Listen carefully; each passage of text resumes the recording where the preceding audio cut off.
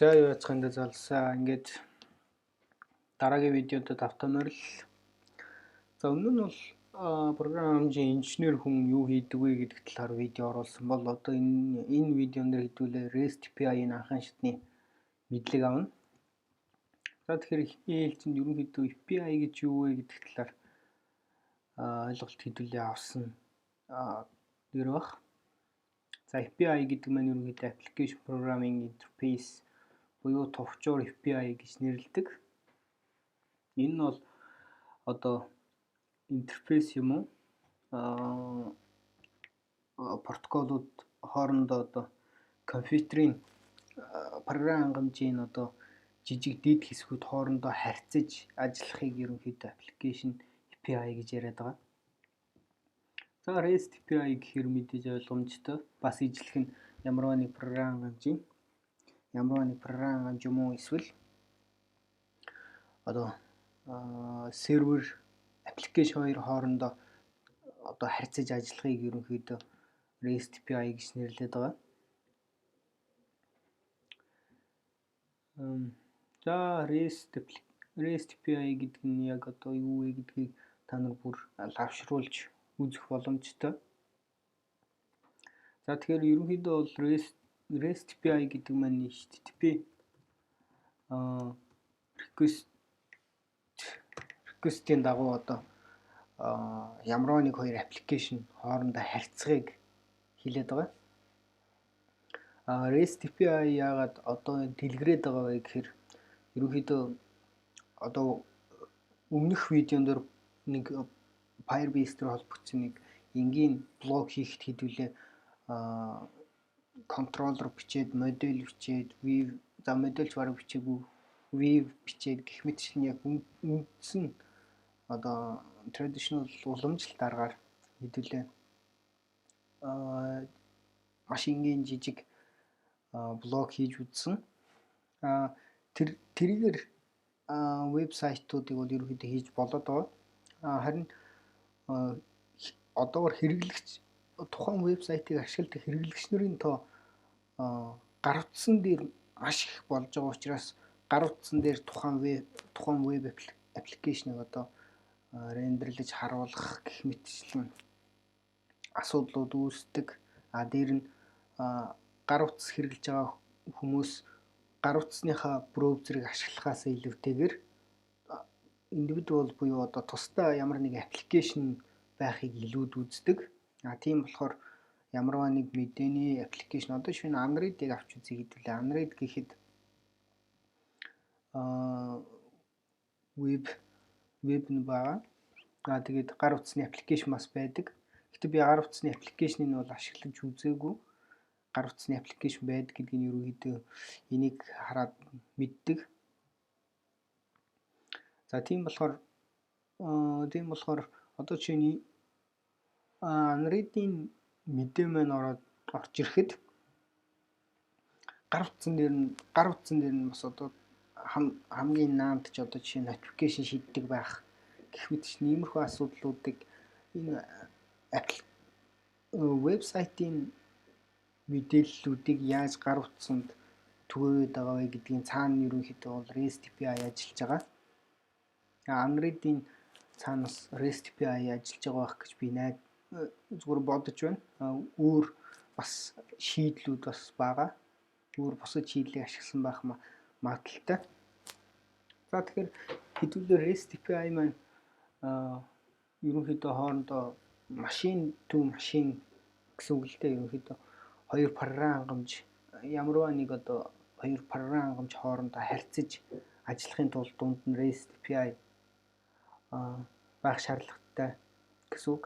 Дунд нь ч гэжтэй аль нэг нь REST API, нөгөөх нь тухайн REST API-ыг ашигладаг нэг аппликейшн гэж ойлгож болно. За тэгэхээр хэдүүлээ REST API-тай харьцахад ерөнхийдөө JSON өгөгдлийг байнга ашигладаг. Тэгэхээр хэдүүлээ JSON гэдэг маань яг одоо юу юм бэ гэдэг талаар ойлголт авсан дээр баг. За JSON гэдэг маань ерөнхийдөө JavaScript Object Notation буюу одоо бид нар хамгийн одоо объект хандлагт технологи гэдэг цуврал видео миний одоо channel дээр байгаа. Тэр channel-ийн хамгийн ихэнд хэдүүлээ класс болон түүний обжект, класс нь юу байдгүй гэх мэтчлэн бас ярилцсан байгаа. Тэгэхээр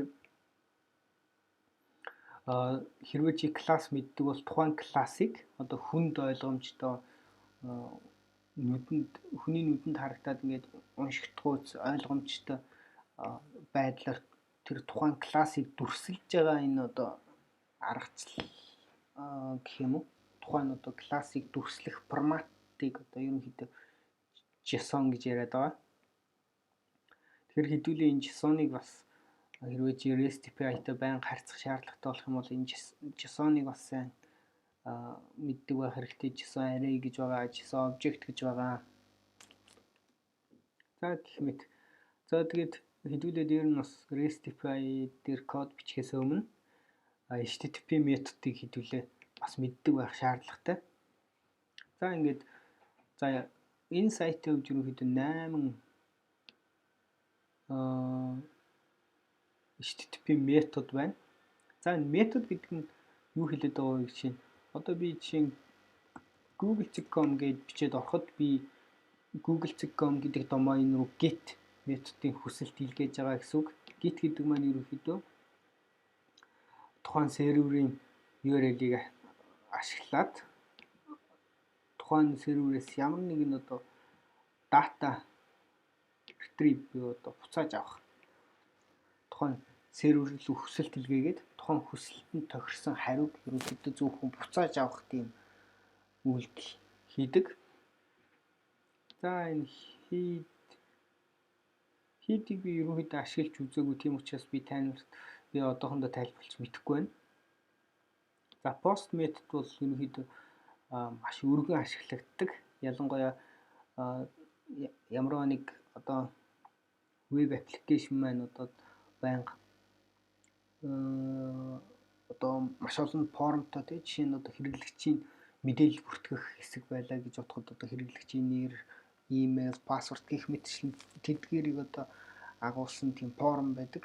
Тэр формыг ерөнхийдөө бөглөөж чи submit тарахад тухайн веб хуудас маань сервер руугаа ерөнхийдөө post методыг шийддэг гэж ойлгож болно.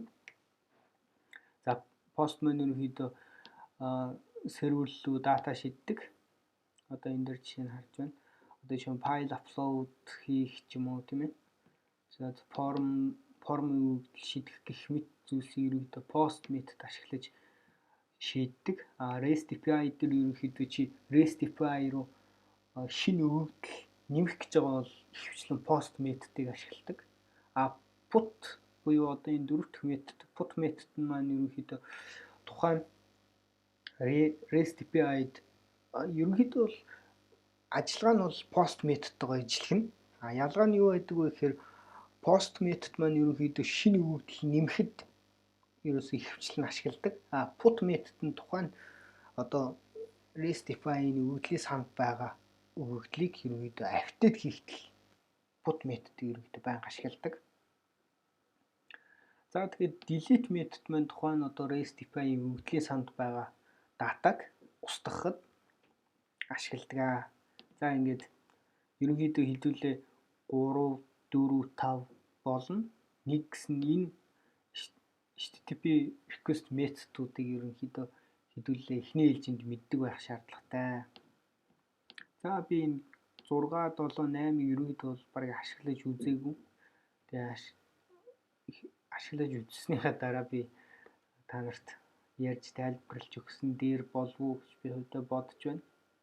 За тэгээд REST API ер нь API гэдэг зүйлийнхаа ойлголтыг хэдүүлээ авчлаа. REST API ашиглахын тулд заавал JSON үйлдэл хоорондоо дамжуулах шаардлагатай учраас JSON гэдэг зүйлийнхээ ерөнхий ойлголтыг бас авчлаа. За тэгээд REST API гэдэг нь ерөнхийдөө ямар нэг интерфейс одоо энэ браузер дээр рендерлэж харуулах ямар нэгэн интерфейс байхгүй учраас ер нь эхний ээлж нь маш хялбархан байдаг.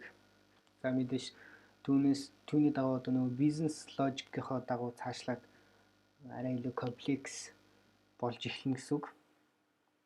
За тэгэхээр хэдүүлээ мэдээж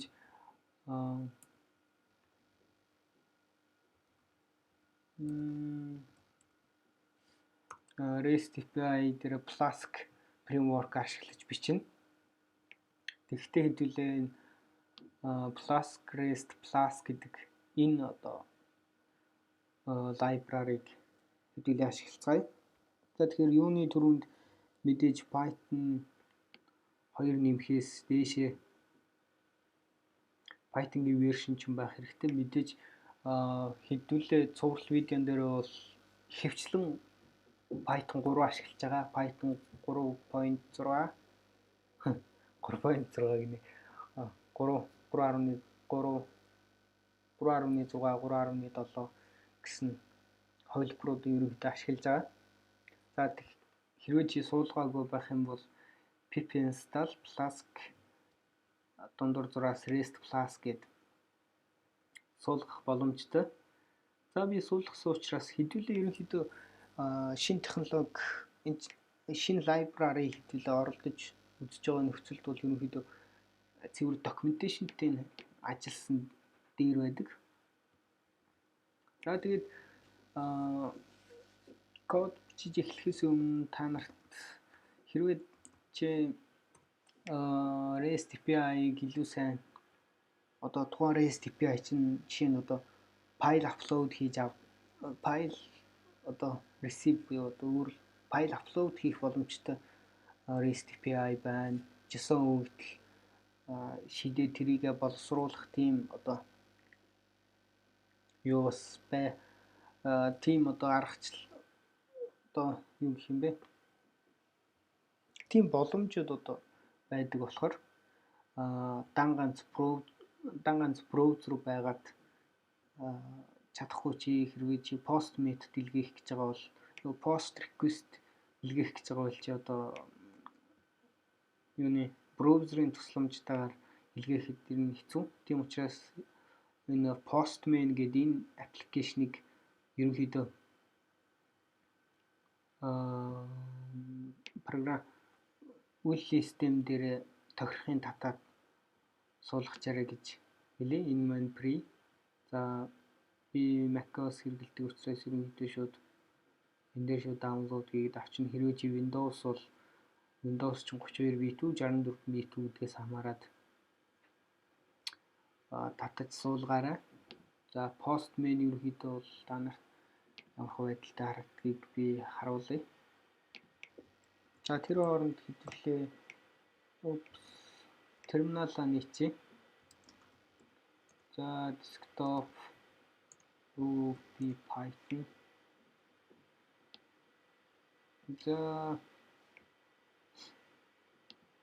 За энэ дэлгэцийг томруулж жагаад за та нарт хангалттай үсгийн фонт нь хангалттай харагдана гэж найдаж байна. За мэдээж ихний ээлжинд REST API гэдэг фолдер үүсгэчихье.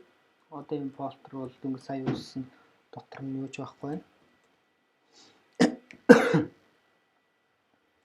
За мэдээж application Python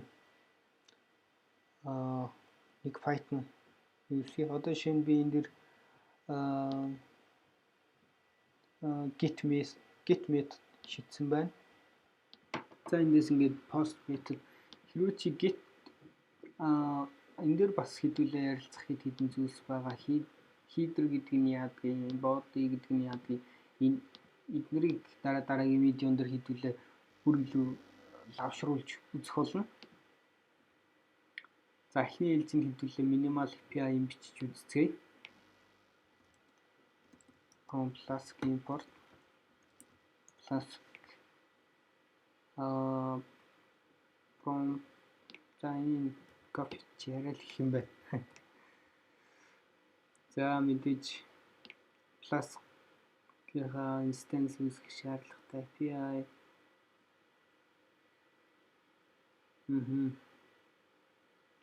За энийг бас copy хийв. Окей. Hello гэдэг метод. Хэдүүлээ hello гэдэг одоо метод руу post уучлаарай git метод шийдэх юм бол Hello World гэдэг энэ JSON өгөгдлийг буцаах нь байна. Хэдүүлээ энэ дээр одоо post гэд бас бичиж болно. Тэгэхээр post method гэсэн үг. Энэ классынхаа нэрээр ерөнхийдөө юуна одоо request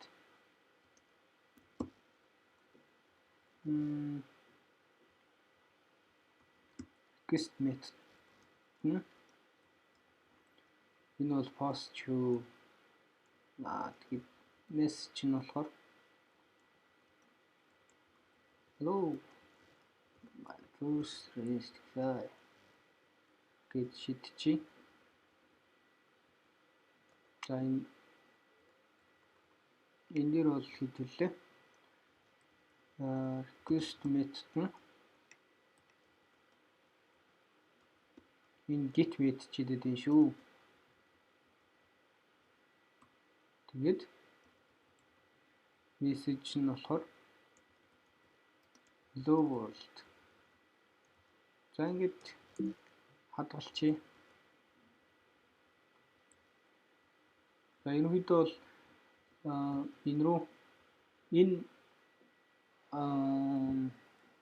энэ root буюу энэ зам руу хэдүүлээ жишээ нь get метод шийдэх юм бол энэ JSON өгөгдлийг буцаах нь байна. Post method шийдэх юм бол энэ өгөгдлийг буцаах нь байна гэсэн үг. За Python. За 5000 дахь портон дээр ажиллаж эхэллээ.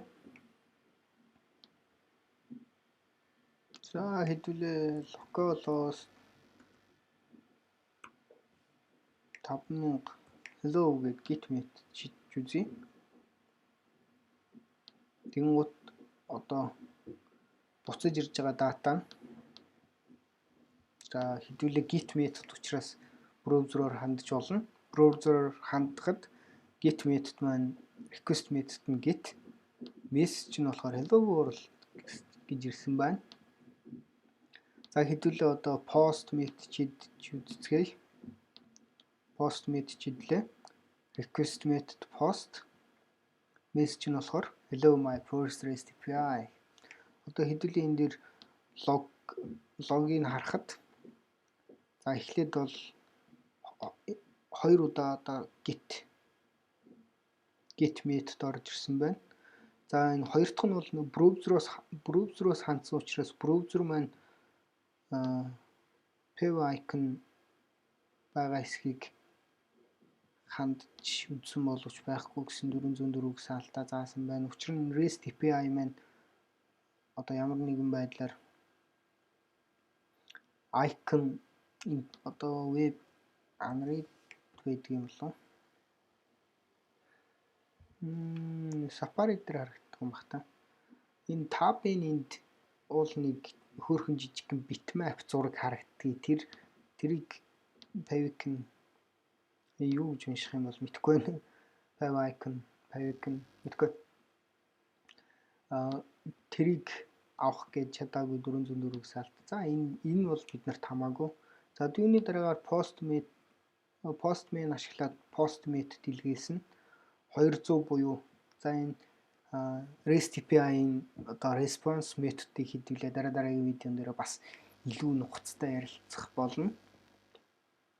За ингээд REST API-ийн анхан шатны мэдлийг та нар авлаа. Та нар бас өөрсдөө өглийн сантай холбогдох ч юм уу те эсвэл зүгээр нэг файл руу ч хүртэл бичээд үзэж болно. За тэгээд дараагийн видео хүртэл түр баяртай. Дараагийн видеос тун удахгүй орно. За ингээд яг видеоны эцэст хэлэхэд би жоётой учраас семестр маань ерөнхийдөө дуусах тал руугаа орж байна. Би хичээлүүдээ аль болох хурдан дуусгачаад тэгээд та нартай бүр илүү гоё видеонуудыг бэлдэж чаднаа гэдэгтээ итгэлтэй байна. Энэ удаагийн видеог энд хүрээд өндөрлөе. Дараагийн видеоор уулзлаа түр баяртай.